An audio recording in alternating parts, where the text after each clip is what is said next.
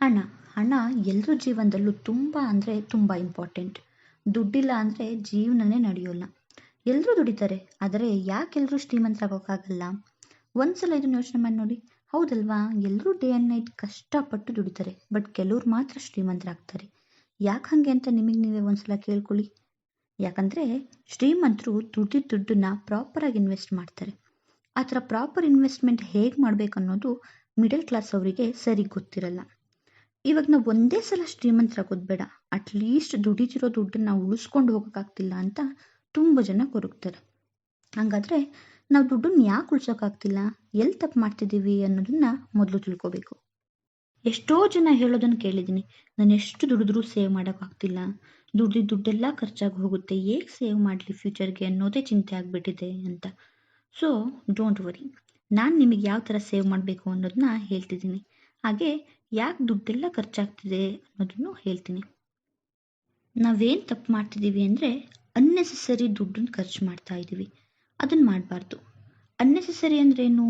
ನೀವು ಡೈಲಿ ಆಚೆ ತಿನ್ನೋದು, ನೆಸೆಸಿಟಿ ಇಲ್ಲ ಅಂದರೂ ಶಾಪಿಂಗ್ ಮಾಡೋದು, ಯಾರೋ ಹೊಸ ಬೈಕ್ ತೊಗೊಂಡ್ರು ಅಂತ ನೀವು ಲೋನ್ ಹಾಕಿ ಬೈಕ್ ತೊಗೊಳ್ಳೋದು, ದುಬಾರಿ ಫೋನ್ಗಳನ್ನು ತೊಗೊಳ್ಳೋದು, ಇದೆಲ್ಲ ಅನ್ನೆಸೆಸರಿ ಥಿಂಗ್ಸ್. ನಾವು ಡೈಲಿ ಆಚೆ ತಿಂದರೆ ನಮ್ಮ ದುಡ್ಡು ಖರ್ಚಾಗೋದಲ್ಲದೆ ನಮ್ಮ ಹೆಲ್ತ್ ಕೂಡ ಹಾಳಾಗುತ್ತೆ. ಸೊ ಮತ್ತೆ ಹಾಸ್ಪಿಟಲ್ಗೆ ಅಂತ ಎಕ್ಸ್ಟ್ರಾ ದುಡ್ಡು ಹೊರಟೋಗುತ್ತೆ. ಸೊ ಆದಷ್ಟು ಮನೆಯಲ್ಲೇ ಮಾಡ್ಕೊಂಡು ತಿನ್ನೋ ಟ್ರೈ ಮಾಡಿ. ವರ್ಕಿಂಗ್ಲಿರೋರಿಗೆ ಸ್ವಲ್ಪ ಕಷ್ಟ ಆಗುತ್ತೆ, ಆದರೂ ಪರವಾಗಿಲ್ಲ. ಆದಷ್ಟು ಮನೇಲಿ ಅಡುಗೆ ಮಾಡ್ಕೊಂಡು ತಿಂದರೆ ಹೆಲ್ತ್ ಕೂಡ ಚೆನ್ನಾಗಿರುತ್ತೆ, ಹಾಗೆ ಮಣ್ಣು ಸೇವ್ ಆಗುತ್ತೆ.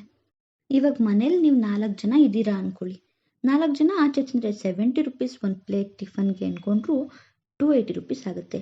ಅದೇ ನೀವು ಮನೇಲಿ ಮಾಡಿಕೊಂಡ್ರೆ 100 ರುಪೀಸ್ ಒಳಗೆ ಎಲ್ಲ ಮುಗ್ದೋಗುತ್ತೆ.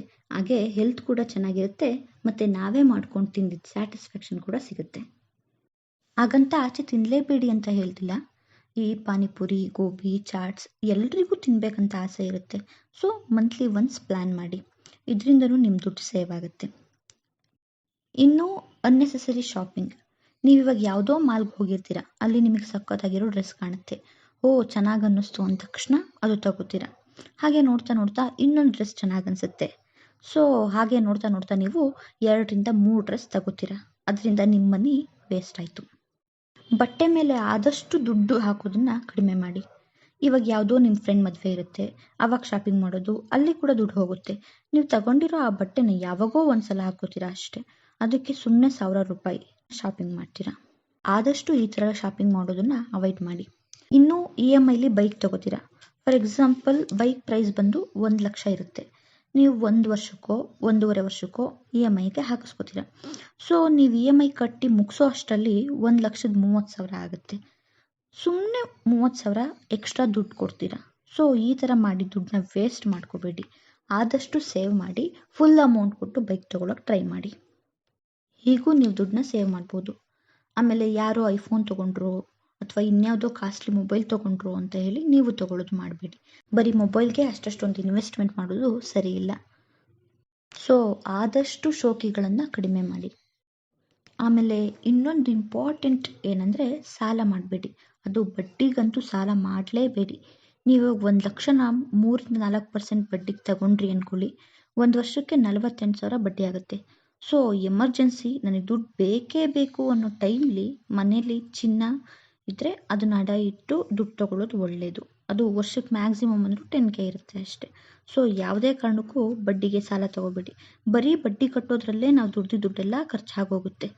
ಹಾಗೆ ಒಂದು ಚಿಕ್ಕ ಸಜೆಷನ್, ಎಮರ್ಜೆನ್ಸಿಗೆ ಅಂತ ನಿಮಗೆ ಬರೋ 2ರಿಂದ 3 ತಿಂಗಳು ಸ್ಯಾಲ್ರಿನ ನಿಮ್ಮದು ಅಲ್ಲ ಅನ್ನೋ ಥರ ಎತ್ತಿಟ್ಬಿಡಿ. ಅದನ್ನು ದುಡ್ಡಿಲ್ಲ ಅಂದ ತಕ್ಷಣ ಯೂಸ್ ಮಾಡಬಾರ್ದು.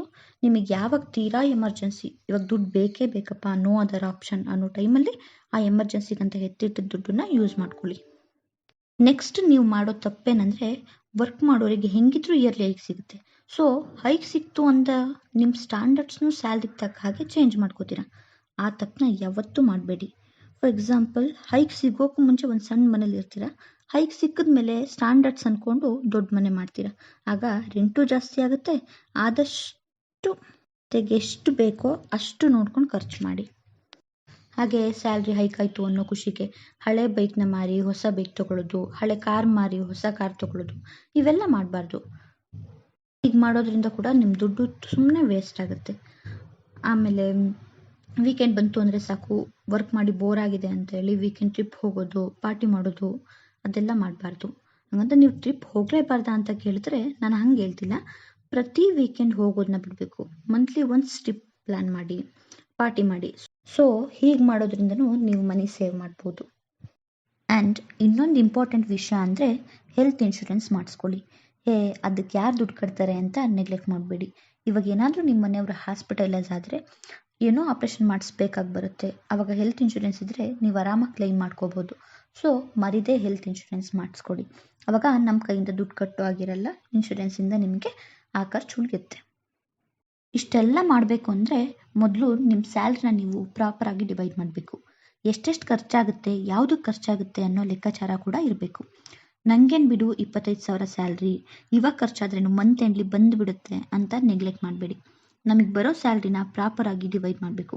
ಆಲ್ಮೋಸ್ಟ್ ಎಲ್ಲರೂ ಕೇಳಿರೋ ಹಾಗೆ 50-30-20 ರೂಲ್ ನಿಮಗೆ ಗೊತ್ತೇ ಇದೆ ಅನ್ಕೋತೀನಿ. ನಿಮಗೆ ಬರೋ ಸ್ಯಾಲ್ರಿಲಿ 50% ನಿಮ್ಮ ಅವಶ್ಯಕತೆಗೆ ಅಂತ ಇಡಬೇಕು.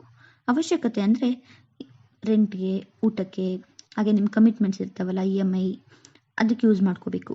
ಇನ್ನೂ 30% ನಿಮ್ಮ ವಾಂಟ್ಸ್ಗೆ, ಅಂದರೆ ನಿಮಗೆ ಹೊಸ ಬಟ್ಟೆ ತೊಗೋಬೇಕನ್ಸಿದ್ರೆ, ಬೈಕ್ ತೊಗೋಬೇಕನ್ಸಿದ್ರೆ, ಕಾರ್ ತೊಗೋಬೇಕನ್ಸಿದ್ರೆ, ಈ ಥರ ಆಸೆ ಇರ್ತಾವಲ್ಲ ಅದಕ್ಕೆ ಅಂತ ಕೂಡಿಡಬೇಕು. ಇನ್ನೂ 20% ಸೇವಿಂಗ್ಸ್ ಮಾಡಬೇಕು. ನಮಗೆ ಬರೋದೇ ಕಡಿಮೆ ಸ್ಯಾಲ್ರಿ, ನಾವೆಲ್ಲಿಂದ ಸೇವ್ ಮಾಡೋದು? ಬರೋ ದುಡ್ಡೆಲ್ಲ ಬರೀ ಮನೆ ಖರ್ಚಿಗೆ ಸಾಲ್ತಿಲ್ಲ ಅಂದರೆ ನೀವು ಮಾಡಬೇಕಾಗಿರೋದು ಏನಂದರೆ, ನಿಮಗೆ ಸ್ಯಾಲ್ರಿ ಬಂದ ತಕ್ಷಣ ನೀವು ಸೇವಿಂಗ್ಸ್ಗೆ ಎತ್ತಿಟ್ಬಿಡಬೇಕು. ಅದೆಷ್ಟೇ ಕಷ್ಟ ಆಗಲಿ ಸೇವಿಂಗ್ಸ್ಗೆ ಎತ್ತಿಡೋದು ಮಾತ್ರ ಮರಿಬಾರ್ದು.